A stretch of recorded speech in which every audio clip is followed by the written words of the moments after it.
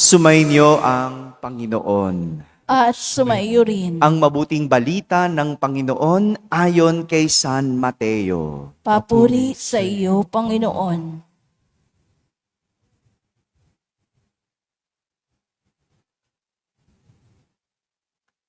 Noong panahong iyon, sinabi ni Jesus sa kaniyang mga alagad, "Hindi lahat ng tumatawag sa akin, Panginoon, Panginoon, ay papasok sa kaharian ng langit, kundi yaon lamang sumusunod sa kalooban ng aking amang nasa langit.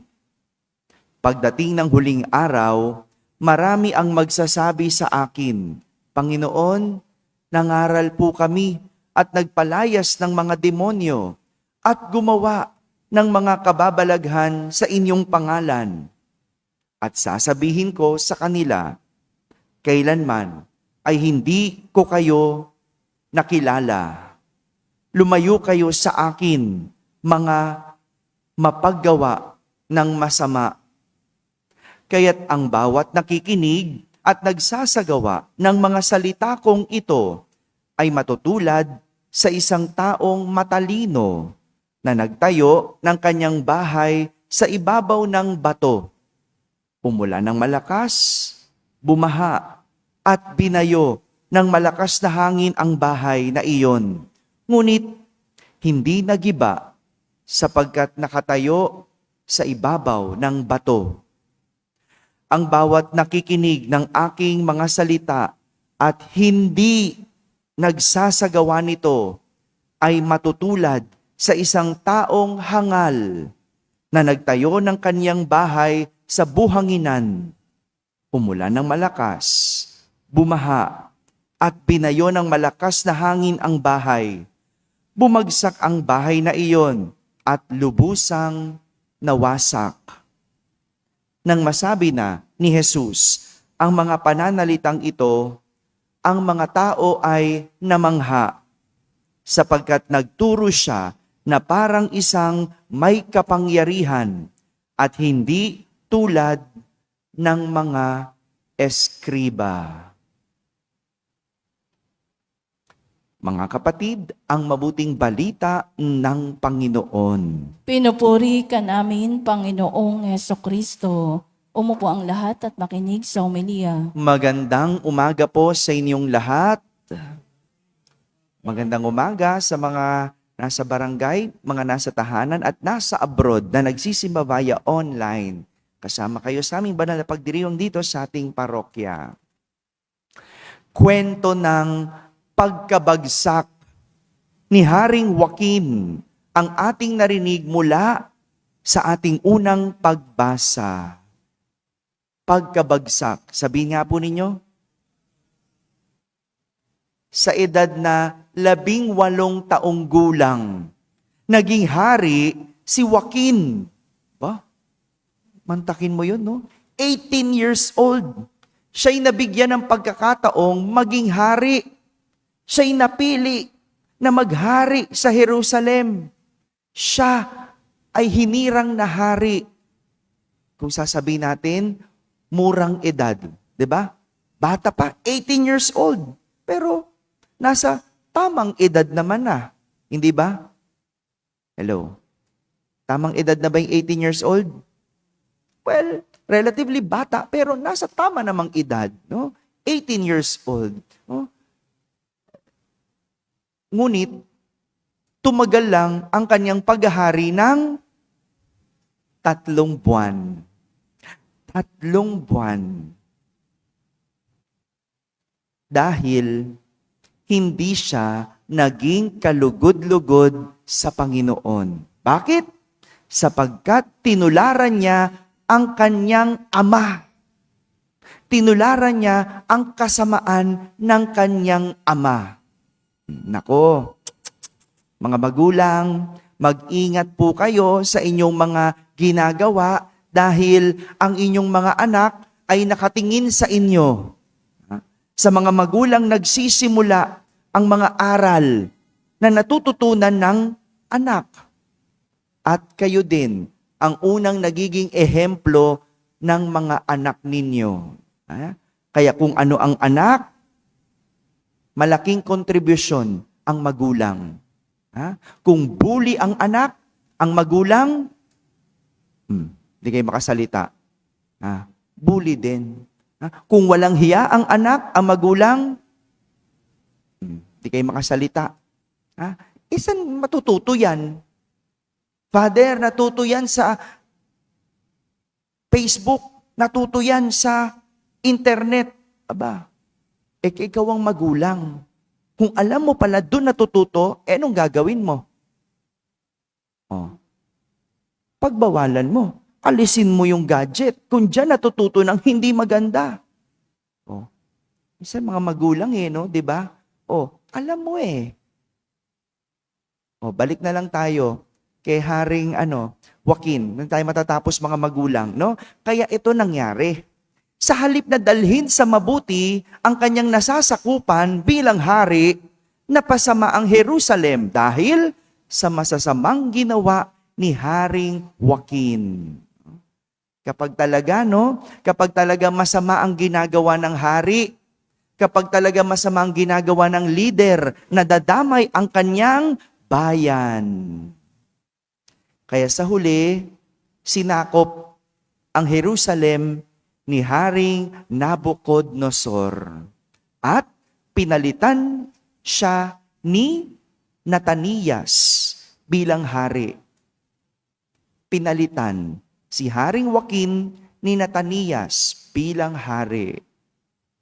Sayang ang pagkakataon na makagawa ng mabuti, na kay Haring Joaquin na ang lahat para makagawa ng mabuti at maganda. Diba? Inisa-isa. Ilan ang kanyang katulong? Libo-libo. Gaano siya kayaman? Binanggit din. Diba? Sayang. Nasa kanya na ang kapangyarihan. Nasa kanya na ang karangalan. Nasa kanya na ang kayamanan. Ngunit, sa kabaligtaran niya ito ginamit.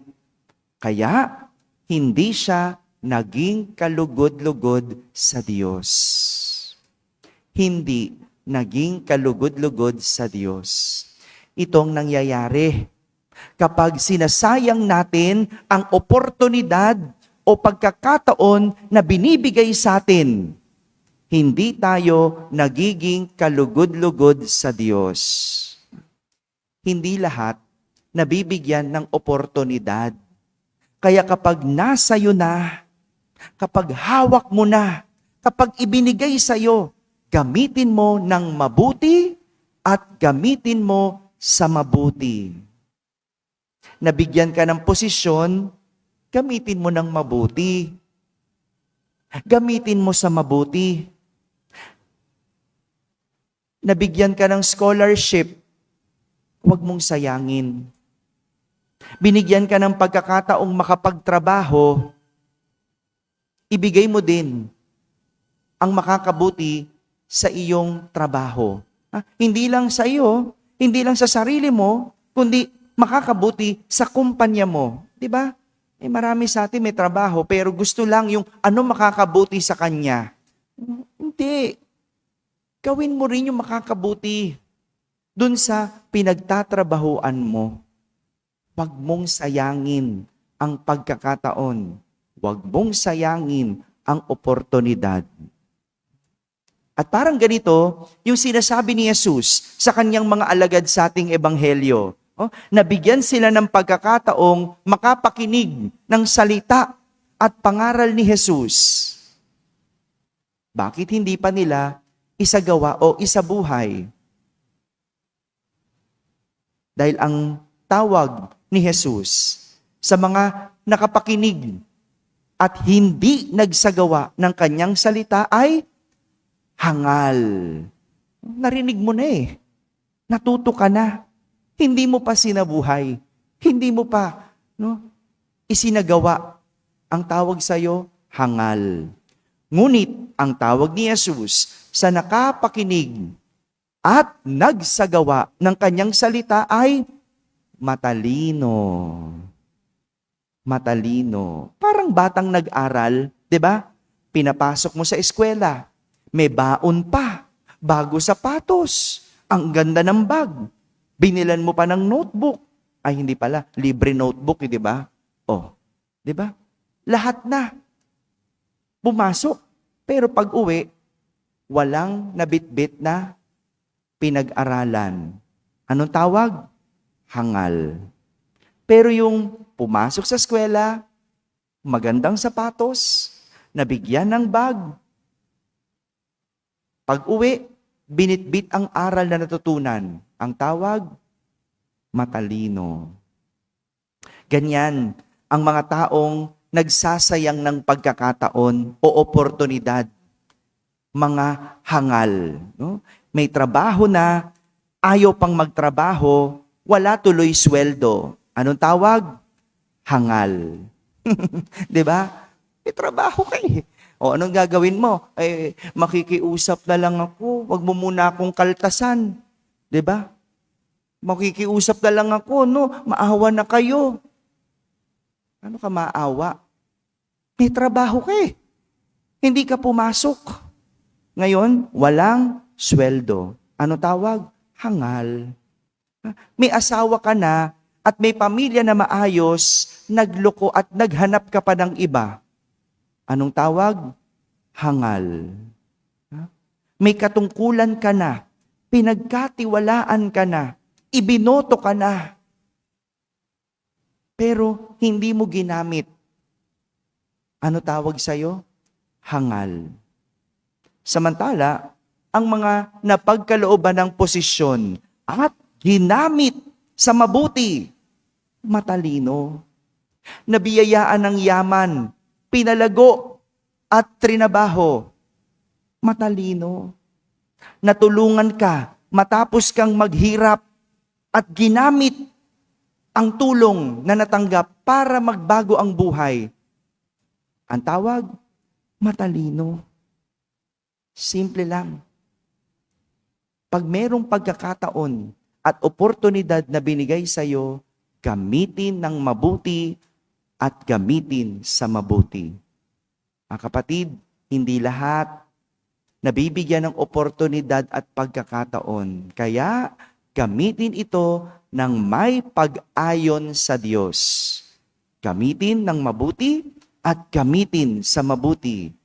Dahil yan ang kalugod-lugod sa Diyos. Amen? Amen.